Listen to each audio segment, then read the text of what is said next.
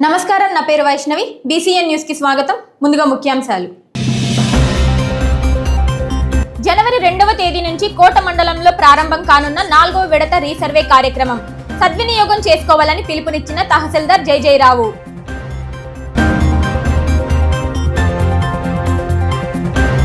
గూడూరు నియోజకవర్గాన్ని జిల్లా కేంద్రంగా చేయాలి, లేదంటే నెల్లూరు జిల్లాలో కలపాలి. కోట పట్టణంలో రిలే నిరాహార దీక్ష ప్రారంభించిన జేఏసీ నాయకులు.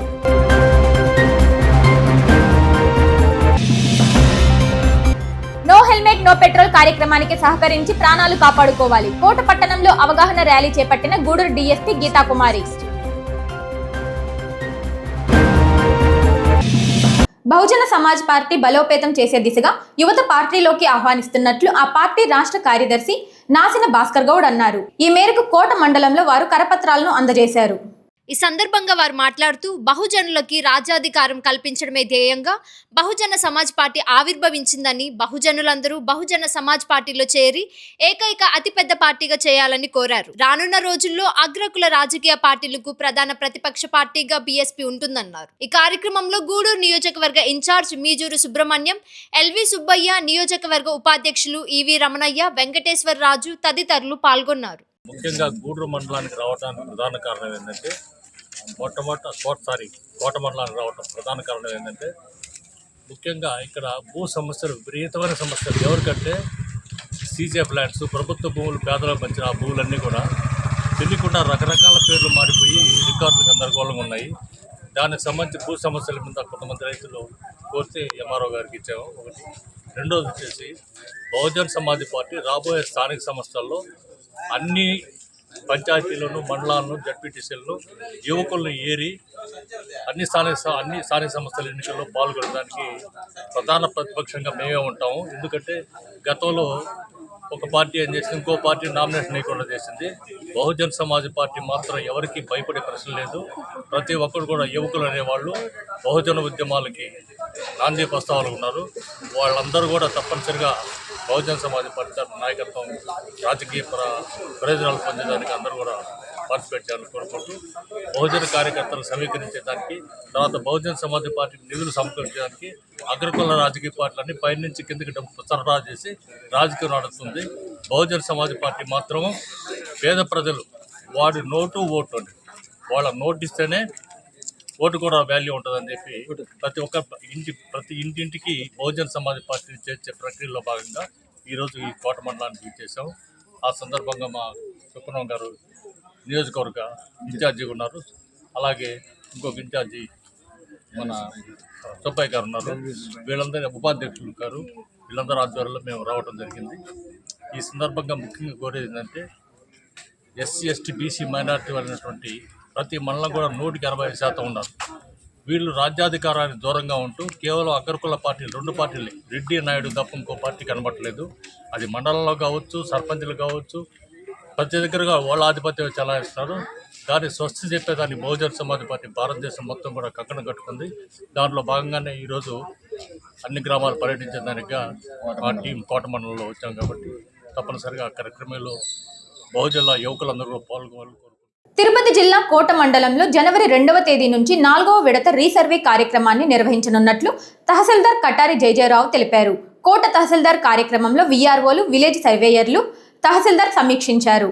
ఈ సందర్భంగా తహసీల్దార్ మాట్లాడుతూ రాష్ట్ర ప్రభుత్వం రైతుల ఇబ్బందుల దృష్ట్యా ఇప్పటికే 3 విడతలుగా రీసర్వే కార్యక్రమాన్ని చేపట్టారని, 3 విడతల్లో 6 గ్రామాలు పూర్తి చేయడం జరిగిందన్నారు. 4వ విడతగా కోట మండలంలోని మద్దాలి, రుద్రవరం, గూడలి, సిద్ధవరం, చందోడు, పుచ్చలపల్లి గ్రామాల్లో జరగనున్నట్లు చెప్పారు. జనవరి 2వ తేదీ నుంచి ఆయా గ్రామాల్లో క్షేత్రస్థాయిలో రీసర్వే పనులు జరుగుతాయని చెప్పారు. ఈ అవకాశాన్ని సద్వినియోగం చేసుకోవాలని కోరారు.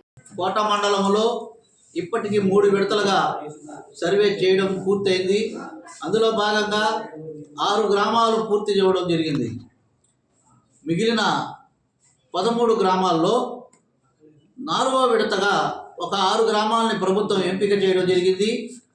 అందులో మద్దాలి 1, రుద్రవరం, గూడలి, సిద్ధవరం, చెందోడు, పుచ్చలపల్లి ఈ గ్రామాలకి జనవరి 2 నుంచి గ్రౌండ్ ట్రూతింగ్ ప్రారంభిస్తాం. గ్రౌండ్ ట్రూతింగ్ అంటే క్షేత్రస్థాయిలో వెళ్ళి ప్రతి భిన్నాన్ని సర్వే చేయడం. కాబట్టి ఈ విషయాన్ని రైతులందరూ దృష్టిలో ఉంచుకొని ఖచ్చితంగా ఆ రీసర్వే కార్యక్రమానికి హాజరు కావాలని తెలియపరుస్తున్నాం. ఈ విషయం మళ్ళా గ్రామ సభలు కూడా పెట్టి వాళ్ళకి గ్రామంలో కూడా తెలియపరుస్తాం, దండోర మూలకంగా కూడా తెలియపరుస్తాం. తెలియపరిచిన తర్వాతనే భూమి మీదకి పోవడం జరుగుతుంది. ఏ రోజు ఏ సర్వే నంబర్ని కూడా సర్వే చేయగలుగుతున్నామో ఆ రైతులకి ముందుగానే తెలియపరుస్తాం. కాబట్టి దీన్ని ఖచ్చితంగా రైతులందరూ సద్వినియోగం చేసుకుంటే రైతులు ఉన్న సమస్యల్ని అక్కడ పరిష్కారం చేసే దిశగా మేము పనిచేయడం జరుగుతుందని తెలియపరుస్తున్నాం. గూడూరు నియోజకవర్గాన్ని నెల్లూరు జిల్లాలో కలిపే ధ్యేయంగా తిరుపతి జిల్లా కోట మండలం కోట పట్టణంలోని క్రాస్ రోడ్డు వద్ద కోట, వాకాడు, చిట్టమూరు మండలాల జాయింట్ యాక్షన్ కమిటీ ఆధ్వర్యంలో రిలే నిరాహార దీక్షను చేపట్టారు. ఈ సందర్భంగా వారు మాట్లాడుతూ గూడూరు నియోజకవర్గాన్ని నెల్లూరు జిల్లాలో కలపాలి, లేని పక్షంలో గూడూరు నియోజకవర్గాన్ని జిల్లాగా ఏర్పాటు చేయాలని కోరారు. గూడూరు నియోజకవర్గంలో ఉన్న వనరులు దృష్టిలో ఉంచుకొని గూడూరును జిల్లా కేంద్రంగా చేసే అన్ని అర్హతలు ఉన్నాయన్నారు. గూడూరు నియోజకవర్గ ప్రజలు వారి సమస్యలను అధికారులకు తెలియజేసేందుకు తిరుపతికి వెళ్లాలంటే నియోజకవర్గ ప్రజలు తీవ్ర ఇబ్బందులకు గురవుతున్నారని అన్నారు. ఎన్నికల ముందు ఇచ్చిన వాగ్దానం ప్రకారం గూడూరు నియోజకవర్గాన్ని నెల్లూరు జిల్లాలో విలీనం చేసేంత వరకు పోరాటం కొనసాగిస్తామని ఈ సందర్భంగా వారు తెలియజేశారు. జేఏసీ నాయకులు పాల్గొన్నారు. ప్రత్యేకమైనటువంటి ఉద్దేశంతో ఇక్కడ ఈ నిరసన శిబిరాన్ని ఏర్పాటు చేయడం జరిగింది. నేను చెప్పేది ఒకటే, నిత్య సత్యాలు ఎప్పుడు మరి అలాగే ఉంటాయి. ఒకరోజు సూర్యుడు తూర్పును ఉదయించి ఇంకొక రోజు పడమరను ఉదయించేటువంటిది జరగదు. అలాగే ఒక సత్యం ఎప్పటికీ సత్యమే. మరి ఒకసారి మరి అది కరెక్ట్ అన్నప్పుడు ఇంకాసేపటికి అది తప్పుగా మారదు. కాబట్టి గత ప్రభుత్వం మరి సరైనటువంటి నిర్ణయం తీసుకోకుండా, ప్రజల అభిప్రాయాన్ని తీసుకోకుండా మరి మనల్ని ఎంతో కాలంగా పుట్టినప్పటి నుండి నెల్లూరు జిల్లా పుట్టినప్పటి నుండి మనం నెల్లూరు జిల్లాలో ఉన్నాం. ఇక్కడ ఎలాంటి ప్రజాభిప్రాయం లేకుండా మనల్ని గూడూరు డివిజన్లు తీసుకువెళ్ళి నెల్లూరు జిల్లాలో కలిపారు. అనేకమైనటువంటి బాధలకి ప్రజలందరూ కూడాను సామాన్యులు, మధ్యతరగతి వాళ్ళు గురైనటువంటి వాస్తవం మనందరికీ తెలిసిందే. కాబట్టి ఇలాంటి పరిస్థితులలో ఇప్పుడు ప్రభుత్వంలో ఉన్నటువంటి పెద్దలు మరి ఆనాడు అయ్యా ఇది తప్పు జరిగింది, మేము దీన్ని పరిష్కరిస్తాం, మేము అధికారంలోకి రాగానే వెంటనే మీ గూడూరు డివిజన్ని నెల్లూరు జిల్లాలో కలిపేయడానికి మేము ఎలాంటి సంకోచం లేకుండా మీకు ఈ నెల్లూరు జిల్లాలో కలుపుతామని చెప్పి మన అందరికీ కూడాను వాగ్దానం చేయడం జరిగింది పెద్దలు. ఆ వాగ్దానం మేరకు ఒక కమిటీ వేయడం, కమిటీలో కూడాను మనం గూడూరుని నెల్లూరు జిల్లాలో కలపడం కాకుండా గూడూరునే జిల్లా కూడాను చేస్తాం. అంటే అన్ని వనరులు ఉన్నాయి గూడూరుకి డివిజన్కి. కాబట్టి ఆ మంత్రిమండలి ఉపసంఘం ఆ విధంగా ప్రకటించడం మన అందరం కూడాను ఎంతో సంతోషించాం. మనం కార్యక్రమం మరో పెద్దలు చెప్పినట్లుగా వారి వాగ్దానం మేరకు ఇదంతా జరుగుతుంది అని అనుకున్నాం. ఇంతలో ఏమైందో తెలియదు కానీ మరి ఆనాడు తప్పు అన్నటువంటి దాన్ని ఇప్పుడు మళ్ళా వాళ్ళే కాదు మేము గత ప్రభుత్వం చేసినటువంటి దీన్నే మేము కరెక్ట్గా భావిస్తున్నాం, అదే కరెక్టు, మిమ్మల్ని తిరుపతి జిల్లాలోనే ఉంచుతున్నామని చెప్పి ప్రభుత్వ పెద్దలు చెప్పడం జరిగింది. ఇది ఏ మేరకు కరెక్టో ప్రజలందరూ కూడాను ఆలోచించవలసినటువంటి ఆవశ్యకత ఎంతైనా ఉంది. ఆనాడు తప్పు అని ప్రకటించిన మీరే ఈరోజు మళ్ళా అదే జిల్లాలో ఉండండి, అదే కరెక్టు అని ప్రకటించడం ఏ మేరకు కరెక్టో మన అందరం కూడాను ఆలోచించాలి. మనం కోరేది ఒక్కటే, ప్రజలకి ప్రభుత్వ పరిపాలన సౌలభ్యం కోసం మరి వాళ్ళు ఏమైనా చేయొచ్చు, కానీ ఇక్కడ ప్రజాభిప్రాయం అనేటువంటిది ఒకటి తీసుకోవాలి. ప్రజాభిప్రాయం మేరకే ప్రభుత్వాలు కొనసాగితే అవి అలాగే కొనసాగుతాయి. కానీ ప్రజాభిప్రాయానికి విరుద్ధంగా కొనసాగితే మాత్రం చాలా ఇబ్బందులు గురి కావాల్సి వస్తుంది. ప్రజల చేతిలో ఓటు అనేటువంటి ఆయుధం ఉంది, దీన్ని మర్చిపోకండి. గూడూరులో ఉన్నటువంటి ప్రజల్ని ఎవరిని కదిలించినా సరే మా నెల్లూరు జిల్లాలో ఉంటాము, మా గూడూరు జిల్లా మా గూడూరు డివిజన్ని నెల్లూరు జిల్లాలో కలపండి అని చెప్తున్నారు. ఇది సత్యమా కాదా? ఈ నగ్న సత్యాన్ని మరి ప్రభుత్వం మరి మన విజ్ఞప్తిని స్వీకరించి మళ్ళా మనల్ని గూడూరు డివిజన్ని నెల్లూరు జిల్లాలో కలపాలని చెప్పి మీకు శిరస్సు వహించి నమస్కరిస్తూ విజ్ఞప్తి చేసుకుంటున్నాం. ఇకపోతే ప్రభుత్వాలు ఇబ్బంది పడాల్సినటువంటి పరిస్థితి, ప్రజలకి ఓటు అనేటువంటి ఆయుధం ఉంది, దాన్ని మర్చిపోకండి అని కూడాను ఈ సందర్భంగా మీకు గుర్తు చేసుకుంటూ ఉన్నాం. వ్యాప్తంగా మేము నిన్న నెల్లూరు కూడా వెళ్ళొచ్చాం, గూడూరు కూడా వెళ్ళొచ్చాం. అక్కడ బ్రహ్మాండమైనటువంటి 10 రోజులుగా అక్కడ ఈ నిరసన శిబిరం కూడాను కొనసాగుతుంది. గూడూరు డివిజన్ అంతా కూడాను ఇదే విధమైనటువంటి కార్యక్రమాలు జరుగుతున్నాయి. ఇది వాస్తవమా కాదా మీరు పరిశీలించి ప్రజలందరికీ న్యాయం చేయమని చెప్పి మరీ విజ్ఞప్తి చేస్తూ కేవలం అది మన గూడూరుని తీసుకెళ్ళి తిరుపతి జిల్లాలో కలపడం వల్ల వచ్చేటువంటి ఇబ్బందులను దృష్టిలో పెట్టుకుని ఇది ప్రజా సమస్యగా మేము ప్రజల్లోకి తీసుకెళ్లేదానికి ఇక్కడ ఈ కార్యక్రమాన్ని ఏర్పాటు చేస్తున్నాం.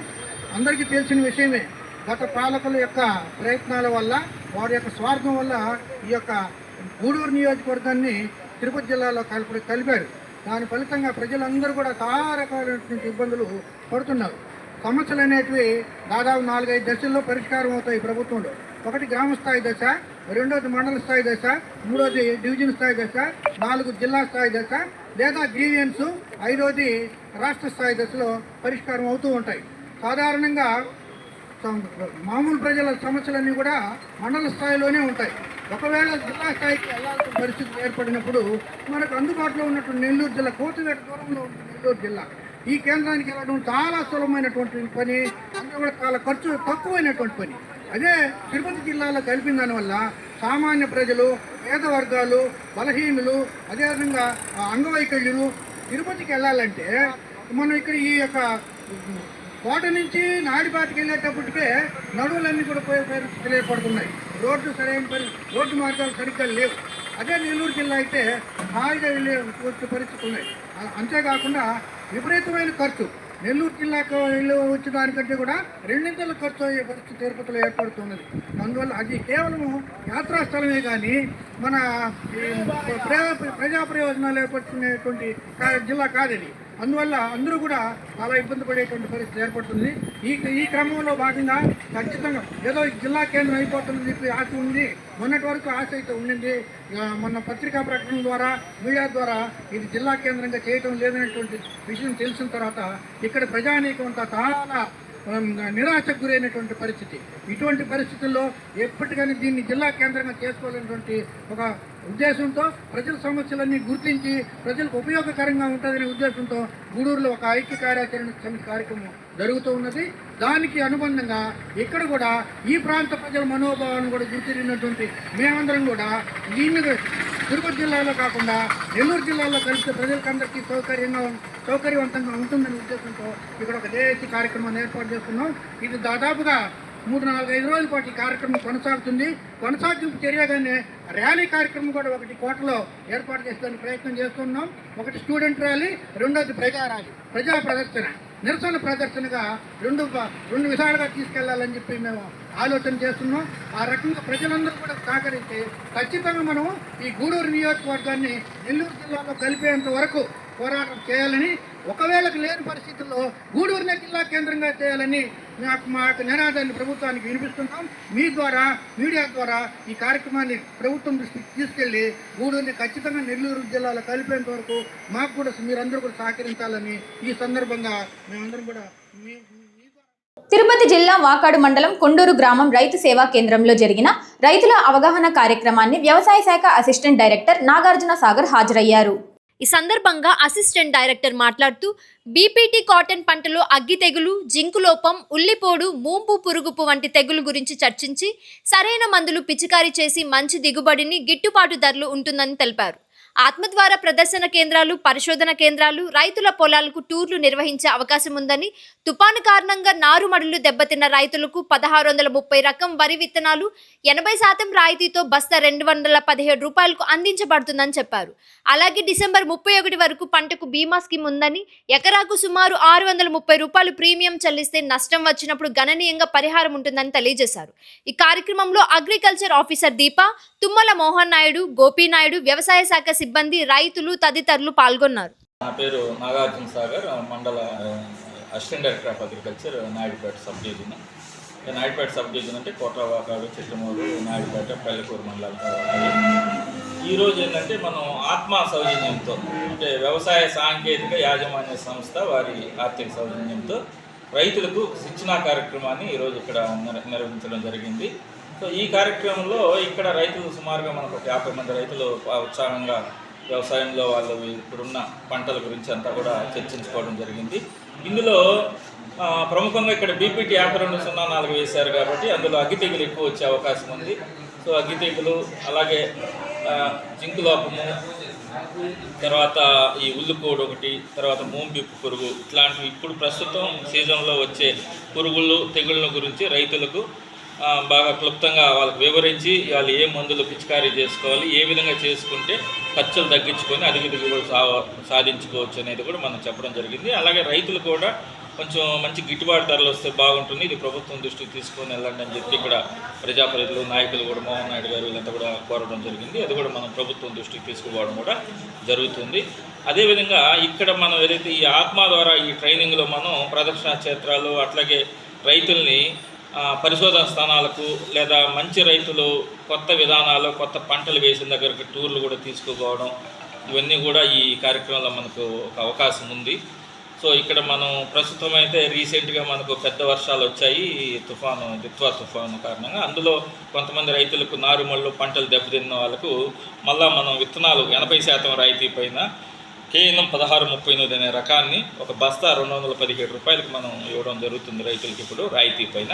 ఎవరైనా రైతులు కానీ పంట పోయి నారుమడి పోయి ఉంటే వాళ్ళు విత్తనాలు మళ్ళా వెంటనే నారుమడి పోసుకొని వేసుకోవచ్చు, లేదా మనం డ్రమ్ సైడర్తో కూడా వేసుకుంటే తొందరగా వరి పైరు వస్తుంది.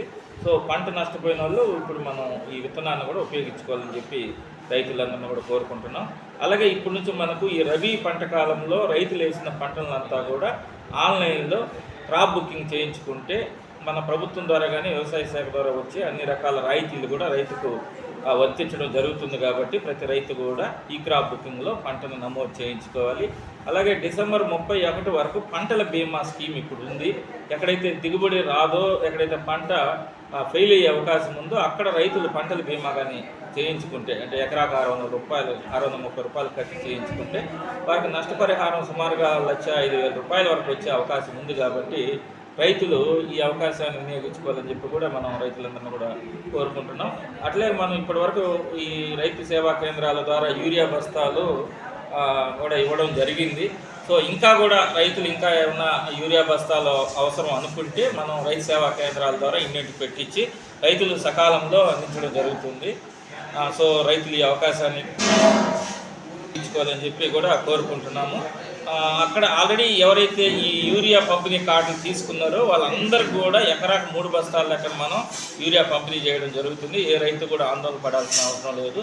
ఎవరైనా యూరియా పంపిణీ కార్డులు ఇంకా తీసుకోకుండా ఉన్న రైతులు ఉన్నా కూడా మా దృష్టికి తెస్తే వాళ్ళకి మళ్ళీ కూడా రైతు ఈ యూరియా పంపిణీ కార్డులు అందించడం కూడా జరుగుతుందని చెప్పి ఈ సందర్భంగా తెలియజేసుకుంటున్నాం. ఏ రైతు ఎటువంటి ఇబ్బంది ఉందన్నా సీజన్లో మీరు రైతు సేవా కేంద్రాలు ఉన్న వ్యవసాయ అసిస్టెంట్ని కలుసుకోవచ్చు, లేదా మండల వ్యవసాయ అధికారిని కలుసుకోవచ్చు, లేదా మన డివిజన్ స్థాయిలో ఉన్న నేను అసిస్టెంట్ డైరెక్టర్ ఆఫ్ అగ్రికల్చర్గా ఉన్న నా సలహాల కోసం కూడా మీరు ఎవరైనా ఎప్పుడైనా కూడా ఫోన్ ద్వారా కూడా సంప్రదించి అవసరమైన సూచనలు సలహాలు కూడా పొందవచ్చు అని చెప్పి అందరూ కూడా మా వ్యవసాయ సిబ్బంది అందరూ కూడా రైతులకు ఎల్లవెల్ల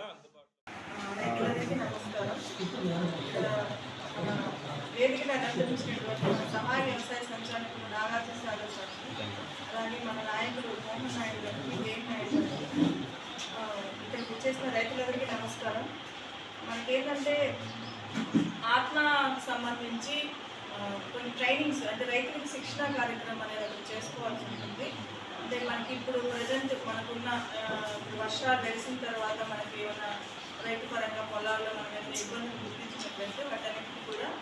అలాగే మనకి కొత్తగా టెక్నాలజీస్ వస్తుంటాయి, అవి కూడా ఏవైనా మనం చెప్పడానికి కానీ ఒక శిక్షణ కార్యక్రమం అనేది మామూలుగా మా జాబ్లో కూడా శిక్షణ కార్యక్రమం జరుగుతుంటుంది. అలాగే రైతులకు కూడా శిక్షణ అనేది మీకుండే నాలెడ్జ్ని కొంచెం పెంచడానికి శిక్షణ కార్యక్రమం అనేవి జరుగుతూ ఉంటాయి. ఆ రకంగా మనకి ఇప్పుడు ఈ శిక్షణ కార్యక్రమం ఇక్కడ ఏర్పాటు చేయడం జరిగింది. దీనికి మన సహాయ వ్యవసాయ సంచాలకులు నాగార్జున సార్ చేస్తున్నారు. సారు అనుభవం కానీ ఇక్కడ ఉన్న రైతుల ఇబ్బందులు కానీ చూసుకొని సారు కొన్ని విషయాలు చెప్తారు, అది మీరు తెలుసుకోవాల్సిందిగా కోరుతున్నాము.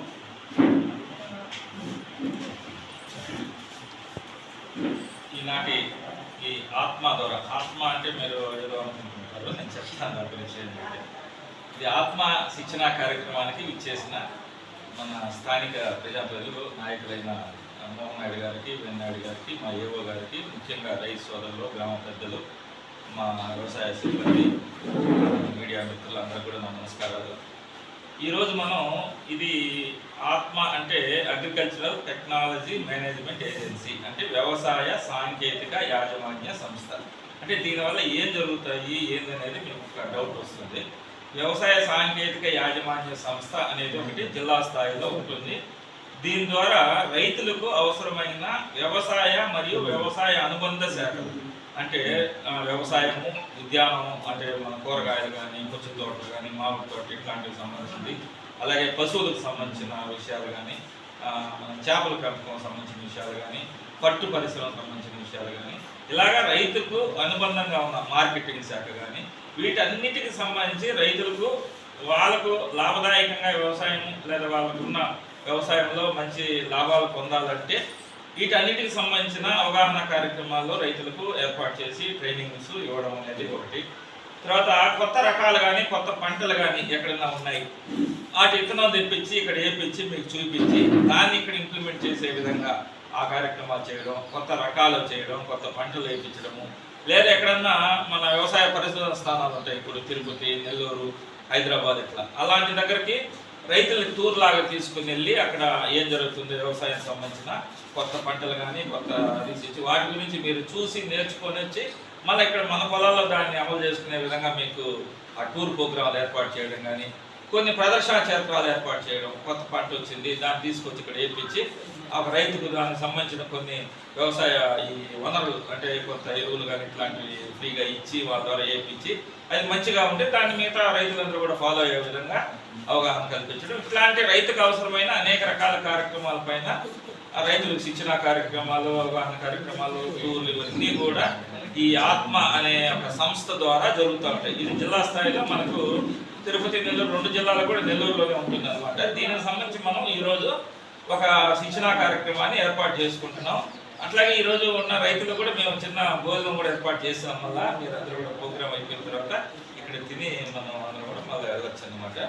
ముఖ్యంగా ఇప్పుడు మనకున్న వ్యవసాయ పరిస్థితులు ఏంది, దీనికి మనం ఏం చేసుకోవాలి. తిరుపతి జిల్లా పెళ్లకూరు పోలీస్ స్టేషన్ను డీఎస్పీ చెంచుబాబు తనిఖీ చేశారు. పోలీస్ స్టేషన్లోని రికార్డులను పరిశీలించారు. సాధారణ తనిఖీల్లో భాగంగా పెళ్లకూరు పోలీస్ స్టేషన్లో రికార్డులు పరిశీలించడం జరిగిందని రూరల్ సీఐ సంగమేశ్వరరావుకు ఎస్ఐ నాగార్జునకు సూచనలు ఇవ్వడం జరిగిందని డీఎస్పీ చెంచుబాబు తెలిపారు.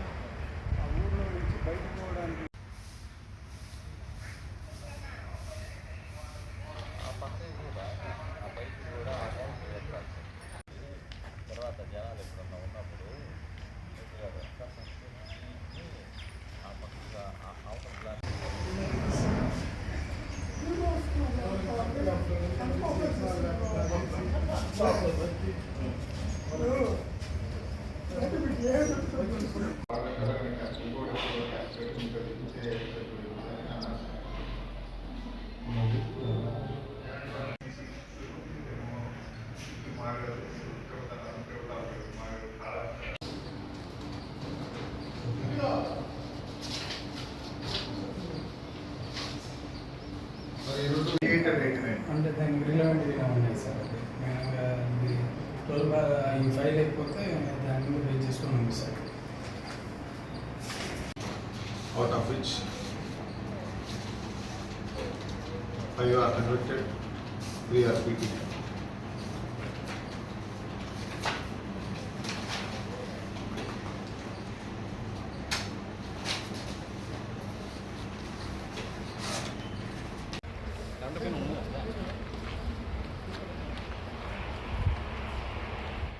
తిరుపతి జిల్లా కోట మండలం కోట పట్టణంలో గూడూరు డీఎస్పీ గీతాకుమారి ఆధ్వర్యంలో పోలీస్ రెవెన్యూ సిబ్బందితో కలిసి నో హెల్మెట్ నో పెట్రోల్ కార్యక్రమంలో భాగంగా కోట మండల కార్యాలయాల కూడలి సముదాయం వద్ద నుండి కోట క్రాస్ రోడ్డు వరకు అవగాహన ర్యాలీ నిర్వహించారు.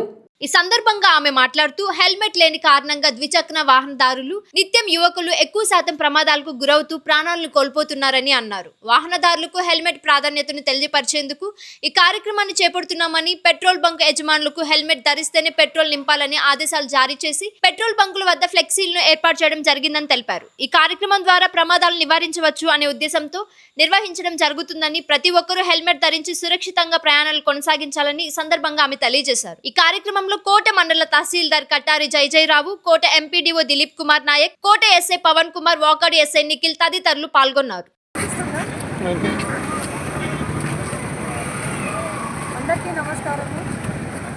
సో మా సుపీరియర్ ఆఫీసర్స్ ఇన్స్ట్రక్షన్స్ మేరకు no helmet no bike rally అనే ఒక నినాదంతో ఇవాళ మేము మా police department and panchayat, revenue and other line డిపార్ట్మెంట్స్తో కోఆర్డినేట్ చేసుకుని ఒక బైక్ ర్యాలీని కండక్ట్ చేయడం జరిగింది. సో మనం ముఖ్యంగా చూసుకుంటే ఏదైతే ప్రింట్ మీడియా కానీ ఎలక్ట్రానిక్ మీడియాలో మనం ప్రొద్దున లేసి చూసి ఒకటే న్యూస్ అండి, యాక్సిడెంట్స్ జరిగాయి. అందులో మరీ ముఖ్యంగా ఏంటంటే రోడ్ యాక్సిడెంట్స్. సో ఈ రోడ్ యాక్సిడెంట్స్ ముఖ్యంగా 2 వీలర్స్ అనేవి ఇన్వాల్వ్ అవుతున్నాయి. ఈ 2 వీలర్స్ ఎందుకు ఇన్వాల్వ్ అవుతున్నాయంటే ఎస్పెషల్లీ హెల్మెట్ పెట్టుకోకుండా వల్లనే హెడ్ ఇంజరీ అవుతుంది, దానివల్ల చాలామంది చనిపోతున్నారు. సో అందులో కూడా ఆ 2 వీలర్స్ వల్ల ఎక్కువ యాక్సిడెంట్స్ ఏంటంటే 30 to 40% యావరేజ్గా చూసుకుంటే యాక్సిడెంట్స్ జరుగుతుంది. ఏజ్ గ్రూప్ తీసుకుంటే nearly 20 to 45 years age group వాళ్ళు కూడా 2 వీలర్స్ ఎక్కువ యూజ్ చేయడము వాళ్ళ వల్ల యాక్సిడెంట్స్ ఎక్కువ ప్రోన్ అవుతున్నారు. సో దయచేసి ఎవరైతే 2 వీలర్స్ వాడుతున్నారో రైడరే కాదు, సింగిల్ రైడర్ అంటే డ్రైవ్ చేసిన వ్యక్తినే కాదు, వెంటనే కూర్చున్న వాళ్ళు కూడా ఖచ్చితంగా హెల్మెట్ ధరించుకోవడం 2 వీలర్స్ ద్వారా కోరుతున్నారు. అండ్ చాలామంది అంటుంటారు యాక్సిడెంట్స్ అనేవి ముఖ్యంగా కారణాలు హ్యూమన్ ఎర్రర్ వల్ల అనేది నేను చెప్తాను. అండ్ కొన్ని కారణాలు ఏంటంటే ఇంజనీరింగ్ స్ట్రక్చర్స్ కావచ్చు, ల్యాక్ ఆఫ్ అవేర్నెస్ కావచ్చు. సో మేము ముఖ్యంగా ఏంటంటే అవేర్నెస్ అనేది క్రియేట్ చేస్తున్నాము. అది త్రూ కాలేజెస్ కావచ్చు, స్కూల్స్ కావచ్చు, and wide publicity through print and electronic media. So దయచేసి ఎవరైతే బైక్ కానీ స్కూటర్ కానీ అదర్ ఎలక్ట్రిక్ వెహికల్స్ వాడుతున్నారో చాలా జాగ్రత్తగా ఉండాలి. ర్యాష్ నెగ్లిజెంట్గా వెళ్ళకూడదు, డ్రంక్ అండ్ స్టేట్లో డ్రైవ్ చేయకూడదు, రాంగ్ సైడ్ వెళ్ళకండి, సెల్ ఫోన్ డ్రైవ్ చేసి కూడా డ్రైవ్ చేయకండి. ఇంకొకటి మేము గమనించింది ఏంటంటే హెల్మెట్ పెట్టుకుంటారు, ఆ హెల్మెట్కి హెడ్కి మధ్యలో మొబైల్ అనేది ఉంటుందండి. ఇప్పుడు మొబైల్ కూడా కాకుండా బ్లూటూత్ లేదా ఇయర్ బడ్స్ వస్తున్నాయి, అవి పెట్టుకొని మాట్లాడుకుంటూ వెళ్తుంటారు. సో పక్కన ఏ వెహికల్స్ వస్తున్నాయి, ఏం హార్న్ ఇస్తున్నారు, ఏం ఇండికేటర్స్ వేస్తున్నారు అనేది కూడా గమనించట్లేదు. సో దయచేసి avoid using mobiles while driving. And ఏదైనా ఒక ఎగ్జామ్కి కానీ లేకపోతే జాబ్కి కానీ స్కూల్కి టైం అవుతుంది కానీ ఇతర ఏదైనా ఎంప్లాయీస్ ఎవరైనా సరే కొంచెం అర్లీగా లేవండి, అర్లీగా స్టార్ట్ అవ్వండి. టైం అయిపోతుందనే ఉద్దేశంతో చాలామంది ఫాస్ట్గా వెళ్తుంటారు. ఎందుకు ఫాస్ట్గా వెళ్తారంటే లేట్ అయిందని, ఎందుకు లేట్గా అయిందంటే లేట్గా లేచామని. సో ఇదన్నీ ఏంటంటే ఒక సైకికల్ మేనర్గా ఉంది. సో ఈ ప్లాన్ ఎప్పుడైనా మీరు బయటకు వచ్చాము అండ్ మీరు అనుకుంటారు నేను ఒక్కదాన్నే వెళ్తున్నాను, నేను ఒక్కనే బైక్లో వెళ్తున్నాను అనుకోకండి. ఆ బైక్లో మీరు ఒక్కరే కాదండి, మీ కుటుంబం ఉందనేది గుర్తుపెట్టుకోండి. మీకోసం మీ కుటుంబం వెయిట్ చేస్తుంది, మీ ఫ్రెండ్స్ కావచ్చు, మీ రిలేటివ్స్ కావచ్చు, అదర్ ఫ్యామిలీ మెంబర్స్ కూడా మీకోసం వెయిట్ చేస్తుంటారు. దయచేసి ఎవరైతే బైక్ వాడుతున్నారో మీరు ఖచ్చితంగా హెల్మెట్ వాడండి. ఈ వాటి నుంచి ఎవరైతే హెల్మెట్ పెట్టుకోకుండా ప్రయాణిస్తారో వాళ్ళకి పెట్రోల్ ఉండదు, పెట్రోల్ ఇవ్వదు. ఈవెన్ పెట్రోల్ బంక్స్ దగ్గర కూడా మీరు గమనించుంటే అక్కడ ఫ్లెక్సీ కూడా ఏర్పాటు చేయడం జరిగింది. So no helmet no petrol అంటున్నారు. సో ఈ ప్రింట్ అండ్ ఎలక్ట్రానిక్ మీడియా ద్వారా మరి ముఖ్యంగా పోలీస్ డిపార్ట్మెంట్ ద్వారా మీ అందరికీ పబ్లిక్ అండ్ అవేర్నెస్ కూడా ఇవ్వడం జరుగుతుంది. Thank you so much. ఇంకొక అమ్మాయి అదే విధంగా పడి చచ్చిపోయింది. ఆ ప్రమాదాలు జరగకుండా ఉండాలంటే మనము ఖచ్చితంగా హెల్మెట్ వాడాలి.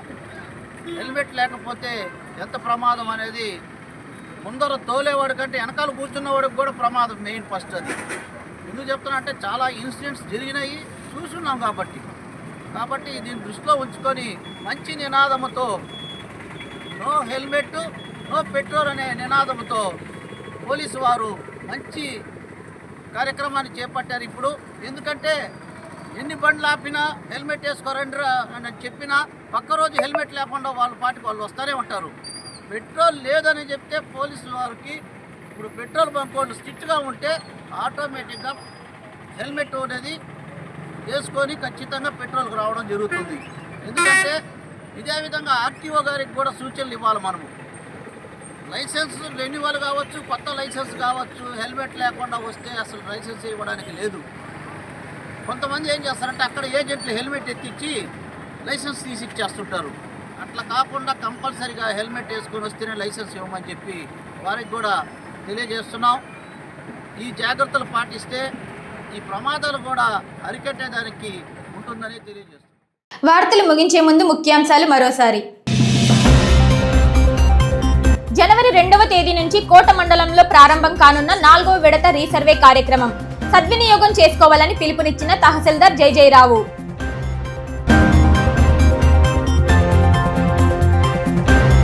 గూడూరు నియోజకవర్గాన్ని జిల్లా కేంద్రంగా చేయాలి, లేదంటే నెల్లూరు జిల్లాలో కలపాలి. కోట పట్టణంలో రిలే నిరాహార దీక్ష ప్రారంభించిన జేఏసీ నాయకులు.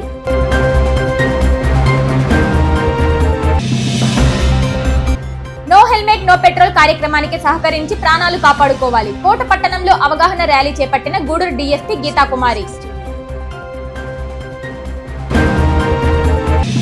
ఈ వార్తలు ఇంతటితో సమాప్తం.